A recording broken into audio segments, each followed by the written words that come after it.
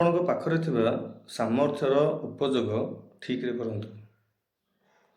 ସାମର୍ଥ୍ୟ କହିଲେ ଧରି ନିଅନ୍ତୁ ଆପଣଙ୍କ ପାଖରେ ବହୁତ ଟଙ୍କା ଅଛି, ତ ଆପଣ ସେଇ ଟଙ୍କାକୁ ଖରାପ ଲୋକଙ୍କୁ ଦେଇକି ଭଲ ଲୋକଙ୍କର କ୍ଷତି କରିବା ଅପେକ୍ଷା ଦୁର୍ବଳ ଲୋକଙ୍କୁ ସେଇ ଟଙ୍କାକୁ ଦିଅନ୍ତୁ। ସେମାନେ ଆପଣଙ୍କୁ ମନେ ରଖିବେ।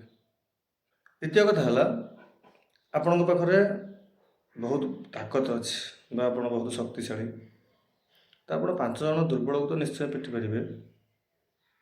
କିନ୍ତୁ ସେମିତି ନ କରିକି ଯେଉଁ 5 ଜଣ ଦୁର୍ବଳ ବା ଅଧିକ ଦୁର୍ବଳ ଅନ୍ୟାୟରେ ସଢ଼ୁଛନ୍ତି ତାଙ୍କୁ ବଞ୍ଚାନ୍ତୁ। ସେମାନେ ମଧ୍ୟ ଆପଣଙ୍କୁ ମନେ ରଖିଦେବେ। ଆପଣ ରିଅଲ ହିରୋ ହେଇଯିବେ।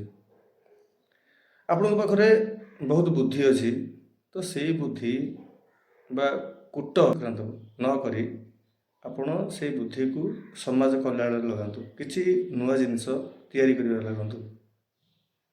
ଯେମିତିକି ବୈଜ୍ଞାନିକମାନେ ତାଙ୍କ ବୁଦ୍ଧିକୁ ଯଦି ଏମିତି ଛୋଟ ଛୋଟ କଥାରେ ରାଗିଯିବା, ଅନ୍ୟର କ୍ଷତି କରିବା ଲଗାଇଥାନ୍ତେ, ସେ ଆଜି ବୈଜ୍ଞାନିକ ହେଇନଥାନ୍ତେ। ତାଙ୍କ ପାଠ ଆଜି ପିଲାମାନେ ପଢ଼ୁନଥାନ୍ତେ ବା ସେମାନେ ସ୍ପେସ୍କୁ ଯାଇକି ରିସର୍ଚ୍ଚ କରୁନଥାନ୍ତେ। ସେମାନେ ତାଙ୍କ ବୁଦ୍ଧିକୁ ଭଲ ଭଲ ରାସ୍ତାରେ ବିନିଯୋଗ କରିଛନ୍ତି, ଯାହାଦ୍ୱାରା କି ସେମାନେ ହିଁ ସମାଜର କଲ୍ୟାଣ ପାଇଁ ଉଦ୍ଦିଷ୍ଟ ହେବେ। ଏହିପରି କରିବା ଦ୍ୱାରା ନିହାତି ଭାବରେ ସୁସ୍ଥ ସମାଜ ସୃଷ୍ଟି ହେବ।